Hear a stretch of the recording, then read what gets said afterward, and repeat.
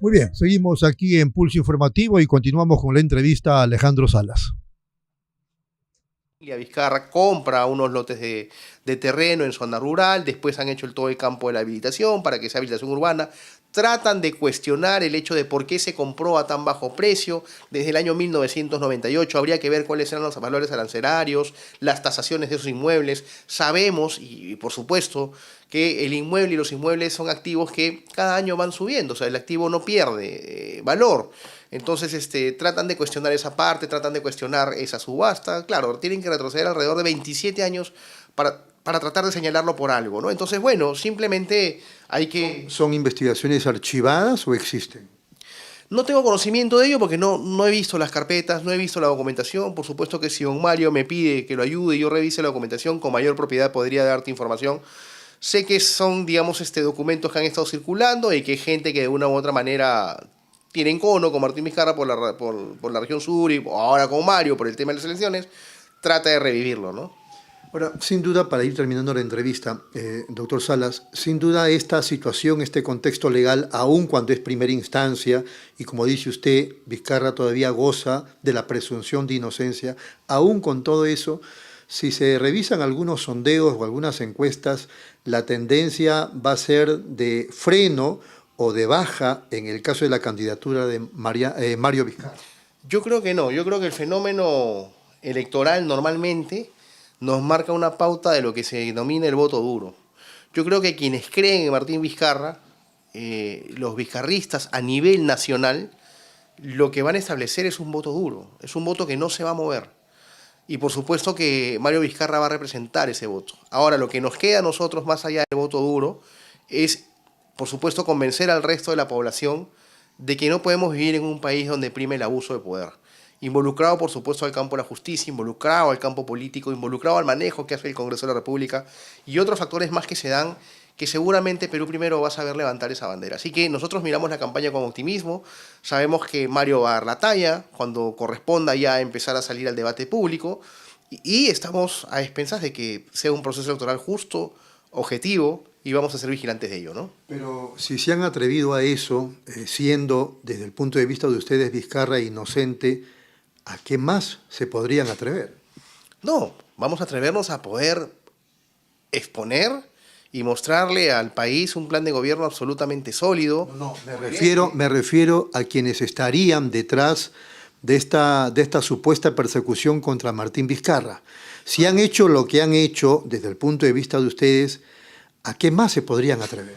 Bueno, a tomar el Jurado Nacional de Elecciones, a tomar la OMP y a marcar un fraude electoral para poner al candidato que el sistema elija, ¿no? El sistema de ellos elija, ¿no? O sea, por eso hay que estar vigilantes. Entonces, ¿por qué participan? Porque justamente hay que dar batalla desde la cancha. Yo no podría hablar de fraude si no participo en el proceso electoral. Tenemos que estar adentro, tenemos que mirarlo. Y por supuesto, como actores del proceso electoral vamos a tener la propiedad de poder señalar y denunciar cualquier tipo de atropello que se quiera hacer con el voto ciudadano. Hay quienes sostienen también que si Mario Vizcarra no gana, va a tener varios años preso Martín Vizcarra. Mira, Martín Vizcarra, para nosotros, su proceso, penal, recién ha comenzado con la sentencia. Viene todo un campo de acción vinculado a la apelación. Después de la apelación seguramente caberán recursos extraordinarios a nivel de la Corte Suprema, recursos de nulidad, recursos de casación. Luego de ello, por supuesto, quedará un camino de la justicia supranacional. Lo que sí sabemos es que nuestro país necesita mucho más democracia, necesita ser mucho más democrático. Y el día que nuestra justicia sea realmente democrática, va a poder evaluar casos como el de Martín Vizcarra con objetividad. Termino con estas dos. ¿El caso de Ollanta Humala es parecido? Porque a él también entiendo que en primera instancia lo meten preso. Sí, claro. En realidad, y ya hay un habeas corpus que sale fundado a favor, que reconocen el error, pero dicen, bueno, como ya estás ahí, ya pues ya no te voy a sacar ahorita.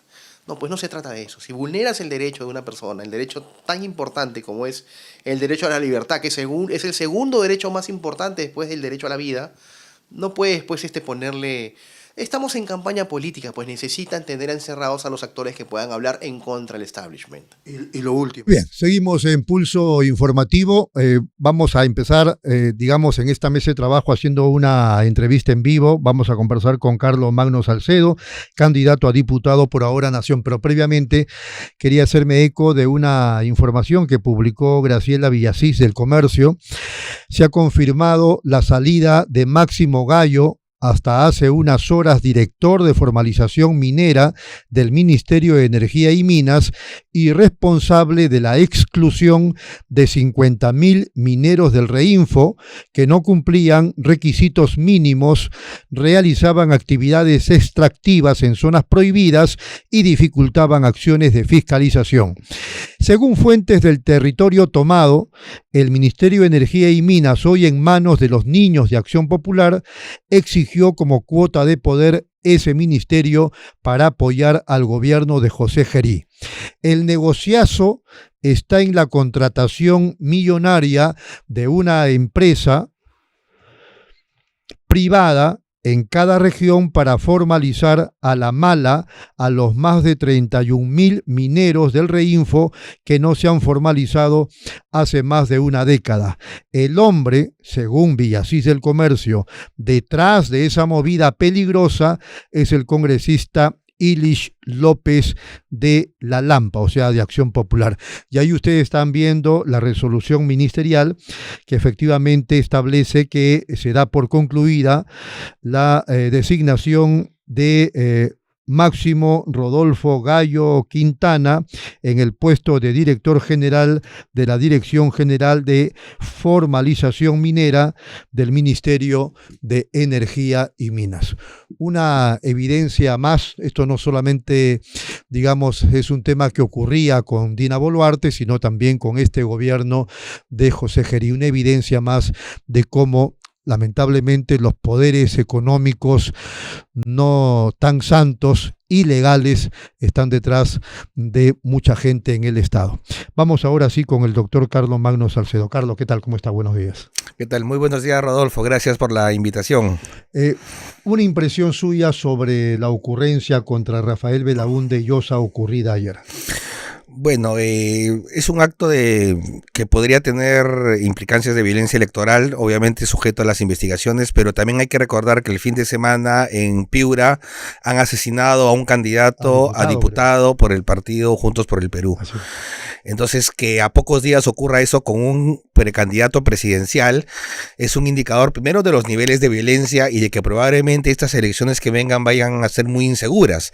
Por eso, de hecho, el día de ayer hemos suscrito un pronunciamiento con diversos líderes políticos en que además de exigir las investigaciones le pedimos al gobierno que dé las seguridades en este proceso electoral, no solo a los ciudadanos, pero también a los candidatos.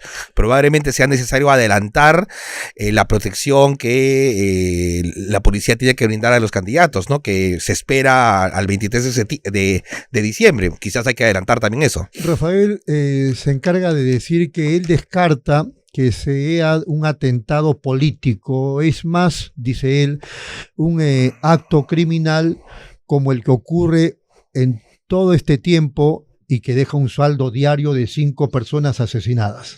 Sin embargo, un elemento que va a estar en esta campaña electoral indudablemente es cómo se ha incrementado la violencia en los últimos años.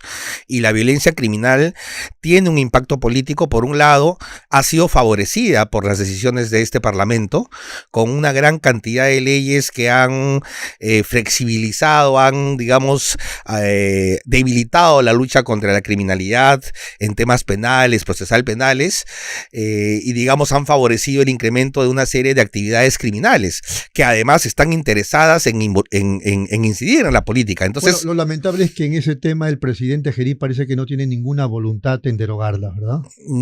Claro, el presidente Gerí podría ejercer su facultad de iniciativa legislativa. Si bien es cierto, el presidente no legisla, sí podría presentar un proyecto de ley pidiéndole al Parlamento que deroguen o modifiquen esas normas. Ciertamente, si no se aborda eso, no se va mínimamente pronunciarse. Yo estoy en contra de esto. Efectivamente, hay suficiente razón para derogar por lo menos alguna de ellas. No, y es notable de que la cuestión de la inseguridad no ha mejorado en absoluto. Los estados de emergencia que se han declarado no han servido para nada y mucho del activismo que tuvo en los primeros días de ir a las cárceles, hacer operativos, cuando ni siquiera tenía un consejo de ministros, eran básicamente una actuación, un teatro, pero que no tiene mayor impacto, ¿no? Bueno, frente a ese contexto, la pregunta es, ¿resulta complicado? ¿No tienen la voluntad para hacerlo? los candidatos que se están presentando para las elecciones de abril tienen la fórmula? A ver, yo creo que hay que hacer una línea divisoria muy clara, ¿no? En el contexto de un parlamento cuya mayoría de bancadas o partidos han sido cómplices en aprobar este tipo de legislación porque también estaban buscando su propia impunidad, obviamente de ese sector, de esa coalición que yo denomino coalición autoritaria y mafiosa o el pacto mafioso, como dicen otros, de ahí no podemos esperar nada. Y lamentablemente el gobierno emana de esa coalición, ¿no? Entonces simplemente se deshicieron de la señora Dina Boluarte cuando ya era un fardo demasiado pesado, pero el señor Gerino implica un cambio fundamental porque ha sido nombrado por las mismas personas. Entonces la posibilidad de cambio, creo yo, está en las nuevas fuerzas políticas que decididamente tengan la voluntad política de derogar esa legislación, tengan la voluntad política de hacer una lucha frontal contra la corrupción, no tengan rabo de paja que estén buscando impunidad y que obviamente implementen una estrategia de recuperación de la seguridad ciudadana y del orden interno. En el caso de Ahora Nación, digamos, ustedes están preocupados y asumen que ese es el tema más importante para solucionar en el país. Es uno de los temas centrales, sin duda. Y de hecho es tan importante que precisamente el día de hoy, en la mañana, ya se ha anunciado que 2 personas importantes se incorporan no solo al equipo, sino van a ser candidatos al Congreso de la República. El coronel en retiro Harvey Colchado, él se suma a nuestro equipo, va a ser candidato a diputado por Lima con el número 1, encabezando la lista. Y también se decía que podía o estaba, digamos, también en la posibilidad de pertenecer a Libertad Popular. Bueno, él de manera pública ha dicho que ha estado conversando con diversos partidos porque él quería conocer, digamos, ¿no?, qué oferta existía para al final tomar una decisión. Ya la tomó. Ya la tomó, ha sido anunciado hoy día en un programa de estos que están en plataformas, en sus redes sociales, y nuestro líder Alfonso López Chao también ya le ha dado la bienvenida. ¿Qué significa la presencia de Harvey Colchado en Ahora Nación? Ya, no es solo él, también está el señor Walter Lozano. ¿Quién es Walter Lozano? Fue compañero de Harvey Colchado desde la época en que ellos trabajaron para la captura de Artemio. Y digamos han estado en todo este tiempo involucrados en luchar contra la criminalidad y también ambos han sido perjudicados por este gobierno que los ha sacado de la policía porque eran unas piezas incómodas. Entonces, la presencia de ellos, entre otras personas, obviamente, primero demuestra el interés que tenemos nosotros como partido de que este es un tema absolutamente prioritario. Y por eso convocamos a una persona que conoce el tema, por lo menos desde el aspecto policial, desde el aspecto de investigación, que es una parte importante del problema, pero que obviamente se tiene que complementar con la parte del sistema de justicia, con la parte penitenciaria. Es un asunto muy complejo, pero la policial no deja de ser una parte importante. Muy bien, vamos a una brevísima pausa y luego seguimos conversando con Carlos Magno Salcedo.